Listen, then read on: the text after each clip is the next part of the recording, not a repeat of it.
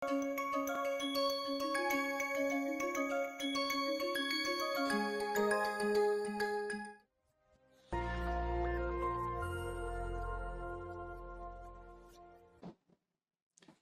everyone.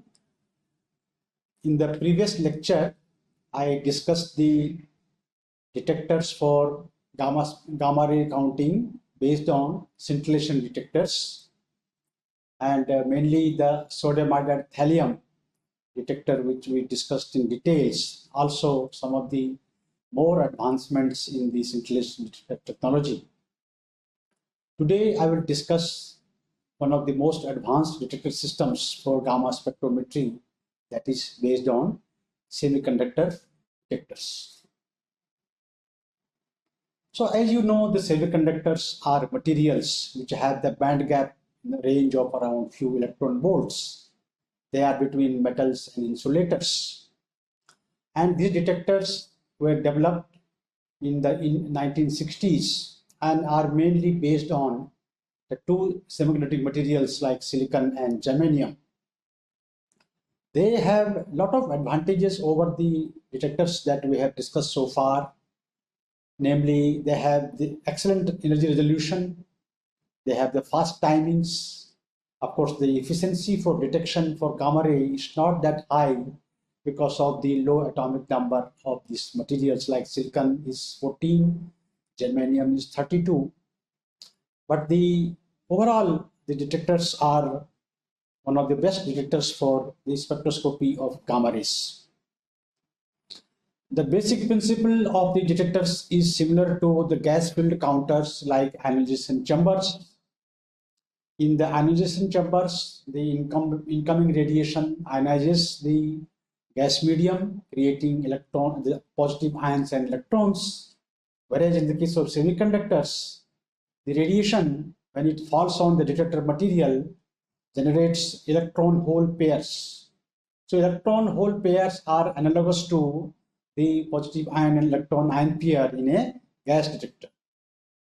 So basically the semiconductor detectors function upon collection of electrons and holes at the respective electrodes. So this is a schematic of the semiconductor material. We have the valence band and we have the conduction band.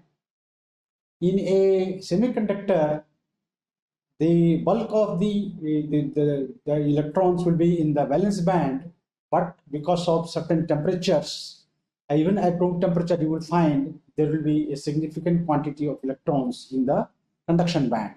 So that is there are electron hole pairs generated thermally in a semiconducting material, and the probability per unit time that an electron hole pair will be generated depends upon the band gap. This is the band gap and the temperature.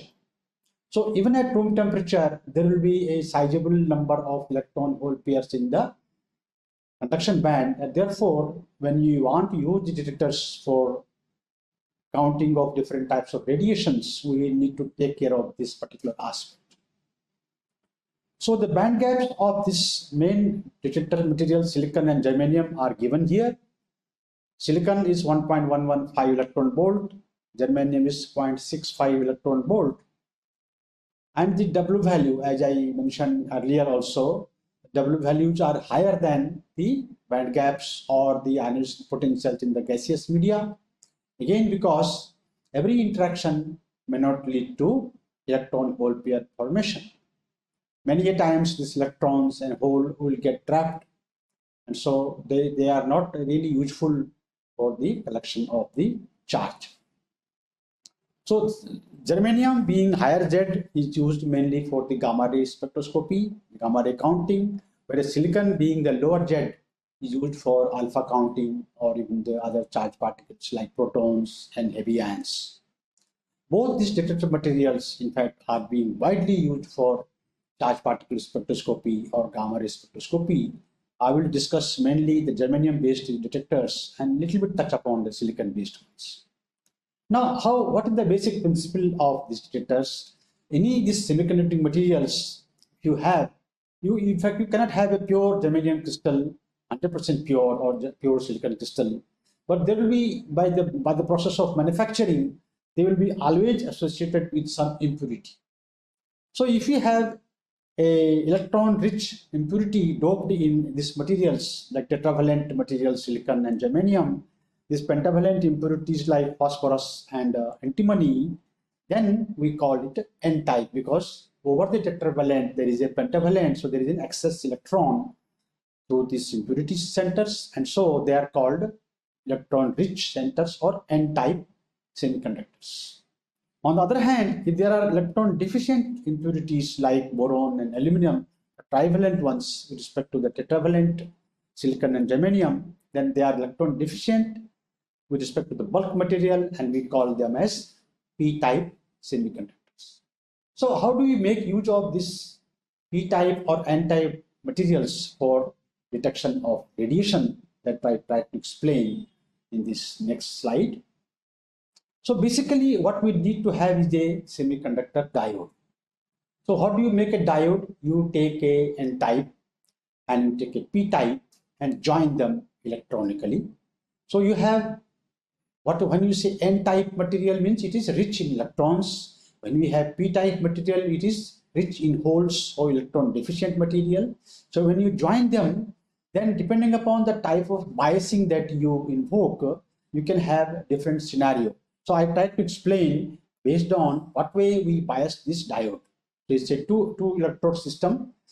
N-type and P-type materials are there connected to the anode and cathode of the detectors and the biasing system. So when you do a forward biasing, what do you mean by forward biasing? That means the electrons are going across the junction to the anode and the holes are going across the junction to cathode. So when we join the N and P type of semiconductor materials, and if there is a forward biasing, then you will find there is a flow of electrons and holes across this junction, and there will be a large amount of current generated even without any radiation falling on the detector system. So this is called the forward biasing, and this mechanism results in a large amount of leakage current. That means inherently the system, there is a lot of current flowing through the circuit in this system in the forward bias mode. So this forward bias mode is not utilized for using this as a radiation detectors. On the other hand, let us see the reverse biasing mode. The reverse biasing mode, the N-type semiconductor is connected to the anode. So you have the electrons going towards anode, and you have the neutron deficient side connected to the cathode. So what is happening now, when you apply the reverse bias to this diode material, you will find the electrons are going to anode, the holes are going to cathode, and so there is no net flow of electrons and holes across the junction. So there is a very, very small leakage current. Of course, there will be some electrons on the P side which will go towards which will cross the junction. There will be some holes in the N side which will cross the junction. So there will be a small leakage current anyway. But the bulk leakage current that was flowing in the forward biasing case is not flowing in the reverse biasing. So the detectors, the semiconductor materials, if you want to use them as detectors, we use them in the reverse biasing. So I hope the concept of reverse biasing is clear. By reverse biasing, we decrease the leakage current significantly by connecting the N side to the anode and the P side to the cathode.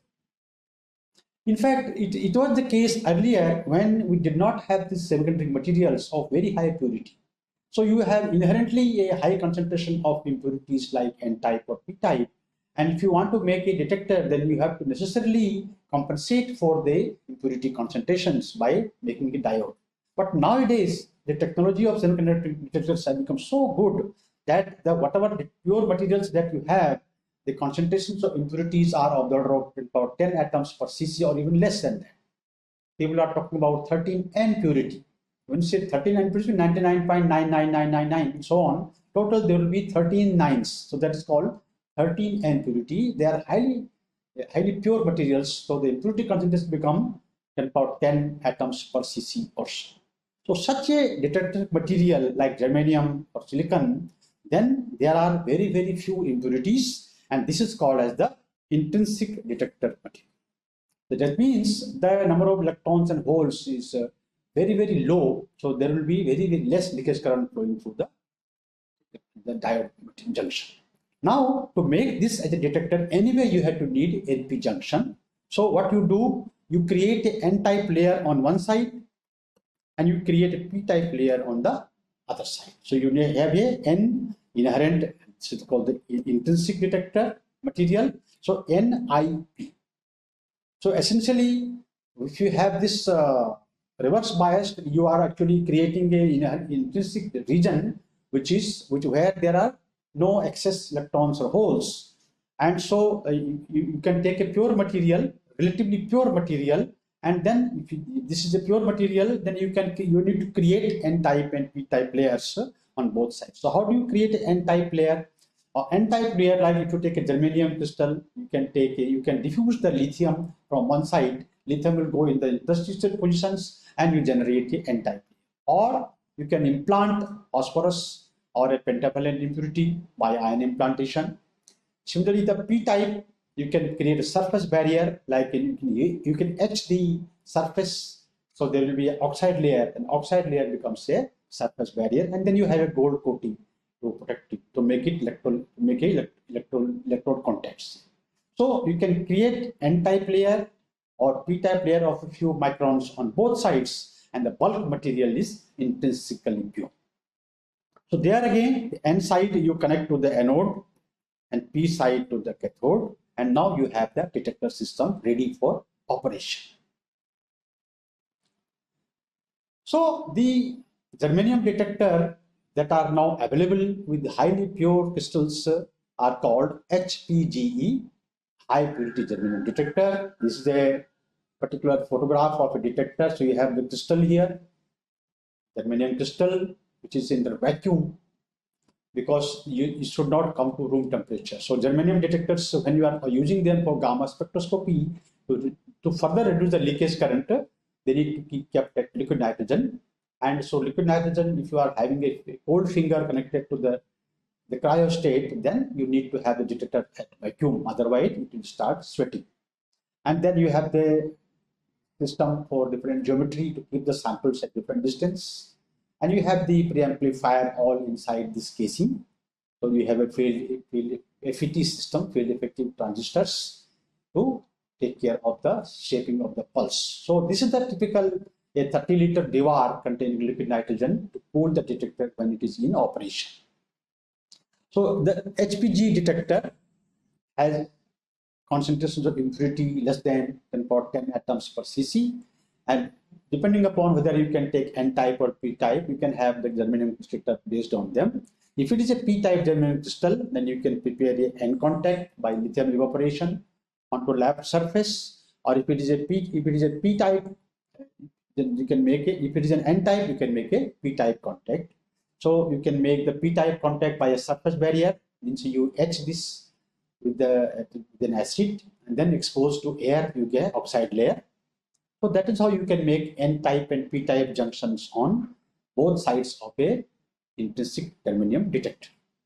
Of course, these earlier times, people did not have high purity germanium, so you diffuse lithium. They call lithium drifted germanium detectors. But once you drift the lithium in germanium, it has to be always kept at liquid nitrogen. Otherwise, this lithium will keep on drifting at room temperature. So that was the drawback of germanium lithium germanium detectors. But now we do not need jelly detectors. We have the intrinsic germanium. Only when you want to operate them for gamma spectrometry, you need to keep it at liquid nitrogen to reduce the leakage current. Okay, so let us discuss the properties of germanium detector. I was mentioning about the energy resolution. The energy resolution of germanium is one of the best resolutions. So we have excellent resolution in germanium detectors. Let us just typically do a calculation. If we have a 1 MeV gamma ray and the W value, that is the energy required to produce one electron hole pair, then for 1 MeV gamma ray, you have 10 power 6 upon 3, 10 power 5 electron hole pairs. And if we assume that all of them are collected at the respective electrodes, then the resolution is 2 upon root n into 100%. That's a percentage. So if you calculate this number, 2.35 is the FWHM for a Gaussian, 2.35 sigma, and so it becomes 1 upon root n. So in terms of percentage, so it becomes about 0.43% is the resolution. Compare this with sodium iodide thallium, which was about 6 to 7%. But this is the calculated resolution, and the experimental values are of the order of 0.15. Typically, you know, at 1332 keV of 60 cobalt, we have the resolution FWHM equal to 2 keV. So 2 upon 1332 into 100, it goes to 0.15% or so. So this is the kind of resolutions that we are getting with the germanium detector. So this is even better than the what you expect based on the statistical fluctuation in the number of electron hole pairs. And that's why a concept of factor has been introduced to take care of the decreased resolution, or rather the improved resolution compared to what we expect based on the Poisson's distribution. So the factor actually is the reduction in the resolution in the value of FWHM from the statistical value. So that is 2.35 root F upon N, when N is the number of ion pairs that are produced. And for semiconductors, the factor is less than 1. You can see here 0.15 upon 0.43, that will be the kind of factors that you will be getting. In fact, we did not talk about the different factors that are responsible for the improved resolution of the detector, because inherently the detector was not having good resolution. But in case of germanium, resolution is so good that we will start taking care of the different factors that contribute to the FWHM of the gamma ray peak. So we have the statistical fluctuation in the full width at half maximum because of the number of ion pairs or electron hole pairs that we collect. That is the statistical factor, plus the noise. So when you have a few volt noise, few volt signal, then you will find the noise of few millivolts, 10, 20 or 30 millivolts will also start affecting the resolution. So the FWHM due to the noise that will add up, and the drift over a period of time, the system may drift. The amplifiers, the multi-channel analyzers, different electronic circuits, will have a small drift. So the overall FWHM is actually a resultant of the statistical fluctuation in the FWHM, the noise, and the drift in the electronic system. They all add. So when you set up a germanium detector system, you need to reduce the noise. You need to see that there is no drift in the pulsides. And anyway, the statistical fluctuations are taken care because of the factor being less than 1. The resolution is anyway excellent. So these are the kind of state-of-the-art detector systems that people use for gamma spectroscopy. The factor in case of germanium is less than 1. There are other detector systems where factor can be more than 1. So factor is nothing but observed variance upon the Poisson predicted variance F into N. So if you expect N ion pairs, then the observed variance is less than N by a factor of F, where F is less than 1. So excellent resolution for germanium detectors for gamma rays. Second part is the detection efficiency, and the detection efficiency of a system depends upon the atomic number, because the photo fraction will be high if the atomic number is high. For sodium iodide thallium, iodine, Z equal to 53. For lanthanum bromide, lanthanum, Z equal to 57, and so on. So high Z of a material will lead to high photo fraction. For germanium, atomic number 32, and so the photo fraction is less. And therefore, we will find that inherently the detection efficiency for the photo peak is less than sodium iodide thallium or lanthanum bromide. Otherwise, also in general, in the case of the gamma detection, the efficiency for detection decreases with the increasing energy, because the photoelectric effect probability decreases with the increasing energy of the gamma. So typical efficiency you can see here 1.5 minus 4. So in that range, it can be -4, -3, and so on. So when you are doing the efficiency calibration for the gamma ray, you need to take the source of multiple gamma energy and calculate the efficiency by this formula. So here, when you do assay of activity, so what you do in the peak area, you will see a peak, you will see a gamma spectrum like this. So you take the peak area, so divide by the time will be counts per second, and you this counts per second you divide by the efficiency of detection, the branching intensity of gamma ray to get the absolute activity. In other words, if you want to get efficiency, take a source of known activity, measure the counts per second, intensity of the gamma ray is known, branching it is so you can determine the efficiency. That is what is plotted here as a function of gamma ray. Now, as I mentioned already, detection efficiency of germanium detector is much less than sodium and thallium. Why? Because of the low atomic number of germanium crystals. And the efficiency decreases with the increasing energy of the gamma ray because the photoelectric absorption decreases with the increasing energy of the gamma ray. Now, let us see how a gamma spectrum is appearing in the case of gamma spectrometry with semiconductors. So I will take that case the three cases. One is a large volume detector. So I will take a case of a large volume detector, and you can even take a well type. So you can take this one. You take a well type germanium. It's like a sphere, and the gamma ray comes. It interacts by a photoelectric effect. So it will give an electron, and the photon is absorbed. So this electron will deposit energy in detector material. Another gamma ray comes and undergo the Compton scattering, and then the detector is large in volume, so Compton scattered photon also may get further undergo photoelectric effect and deposit all energy. Similarly, you can have a gamma ray going for pair production.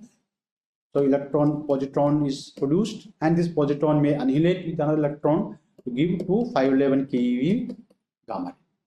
So all these 511 keV photons also may get absorbed because the volume of detector is large. So because of this large volume detector, all three processes, photoelectric effect, counter scattering, and pair production. So this is the gamma ray energy, and this is the counts. You will find you will have the full energy deposition in the detector, and so gamma ray spectrum will have a single peak. So for large volume detectors, you get a single peak in the gamma spectrum, but that is a little bit hypothetical case. It may not be possible to have such a large volume detector. Let us discuss about the small detector. So you have a small detector whereby you have again the gamma ray undergoing photoelectric effect, generating an electron, and the photon is absorbed. So in this particular process will give to full energy deposition. Now you have the Compton scattering, electron and the H nu dash, and because the detector is very small in size, the Compton photon may scatter. Similarly, the pair production, electron positron pair, this may annihilate and give to 511. This 511 keV gamma rays may escape the detector volume because it's a small. So only the photon, the photoelectric effect, photoelectron that is depositing energy. So as a result of these processes, you will see counts. You will have a full energy deposition, and you will have a Compton scattering. The Compton scattered photon are escaping, you get a Compton edge. And since the 511 keV are escaping, so you will see here single escape and double escape of 511 keV escape. This is the scenario for a small detector. Now let us see for the intermediate volume, that is the practical size detectors that we will be using. So you have a slightly bigger detector now compared to the small one. You have here the photoelectric effect, the photoelectron depositing energy in the detector volume. You have the Compton scattering, electron is depositing and the photon is there. This photon may further undergo photoelectric effect, giving rise to electron, and some part of H nu double dash may escape. After second, one more scatter. And the pair production, of course, It's possible that the electron-positron pair is produced. One part 511 may escape, but other may not escape. So the net result of these three processes you will see in now the intermediate volume detector E gamma. So you have the photoelectric peak, photoelectric absorption, and now whatever was there earlier the component scattering, there will be now multiple component scattering. So there will be now a value will getting filled here, and you may have a single escape peak of 158. So this is the typical gamma spectrum that you get with the practical detectors. You have a full energy peak, you have the compound edge, and you have the escape of one of the annihilation gamma ray.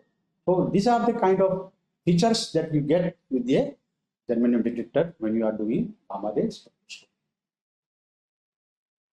Just to compare the gamma ray spectra with the sodium iodide thallium for germanium detectors, you can see here the blue one is for the sodium iodide thallium.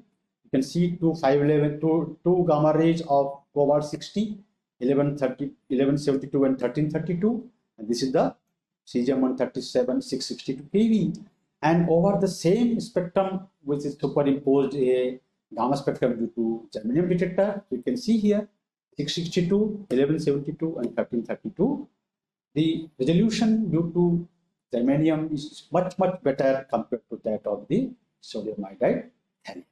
So this, if you are doing gamma spectroscopy, always go for germanium detectors. Of course, germanium detectors are little costly. The typical cost of a germanium detector will be about 15 to 20 lakhs, whereas a sodium iodide thallium will cost anywhere between 2 to 3 lakhs. So one has to decide the kind of information that you want. If you want the high resolution, you have to go for germanium detector systems. Now, so detectors based on germanium are widely used for gamma ray spectroscopy. But in addition to that, there are detectors based on silicon, or there are also called lithium drifted silicon, that is called SILI detectors. In fact, see, if you want to do for X-ray counting, you cannot use germanium, because the germanium will have its own X-ray, and that X-ray may escape from the germanium crystal. So if you use a small germanium crystal for X-ray counting, then you may have problem of germanium X-ray escape. Whereas in the case of silicon, the X-ray is very small energy, and so X-ray escape probabilities are much low. So if you are doing X-ray counting, go for lithium drifted silicon. Now, why lithium drifted silicon? Because silicon alone, you may not be able to have a big size silicon. So you compensate for the p-type impurity by diffusing lithium. And in silicon, in fact, the lithium does not diffuse at room temperature. So once you diffuse lithium at high temperature, it remains in the silicon at its position. So for X-ray spectroscopy or X-ray fluorescence experiments, if you use X-ray counting, you use lithium drifted silicon detectors. Advantages of these SILI detectors are many. They are less prominent X-ray escape compared to germanium, so the problem is not there. Then the greater transparency of silicon for high energy gamma. So suppose there is a background of high energy radiations, high energy gamma rays, they will not impact the spectrum, because most of the high energy gamma will pass through the silicon crystal. Then similarly, less escape of electron from detector surface in case of beta count. We can use for beta counting also. So the escape of electron from the surface is much less in the case of silicon. And lastly, the resolution of these detectors is about 150 electron volt for the 5.9 keV of iron 55. So you will find the silicon detectors based on the lithium drifted silicons are ideal for X-ray counting. Then if you want to do alpha spectroscopy, for alpha counting, you can use gas-based counters, but if you want to do alpha spectroscopy, you use semiconductor detectors based on silicon. You can have surface barrier, so you have a detector of this type, silicon, very thin. You don't need maybe few millimeter thick silicon, and you have this on the surface. You have the gold coating. You have a source here, and you put the whole thing in a vacuum, because alpha will get attenuated in the air. So surface barrier silicon detectors, where you use a p-type barrier layer on the silicon crystal, to make a p-type junction, or you can even have ion implanted. If you take a p-type silicon, then you can have a ion implanted phosphorus layer on the surface to make a NP junction. So these silicon detectors for alpha counting, you don't need a germanium detector. You can use a thin silicon crystal because their ranges are very small. So if you are doing charged particle spectroscopy, alpha spectroscopy, you are counting actinides for their, suppose you have mixture of plutonium and americium, they have different alpha energy. If you want to resolve them, you use silicon-based detectors. And the typical resolution of this surface barrier silicons or ion implanted silicon is 15 keV at 5.486 keV of, rather it is not keV, it is MeV. 5.486 MeV, so 5000 keV and 15 keV. You can see the kind of resolution that you get for alpha spectra in semiconductors. So you can, if you are counting mixtures of actinides, plutonium, americium for alpha counting, you can simultaneously count alpha, plutonium, americium in a silicon detector, and you can determine their activity. So this is what is I have not discussed much about, but the basic principle remain the same in the case of silicon-based detectors for alpha counting, silicon-based lithium drifted silicon for X-ray counting, and the germanium detectors for gamma.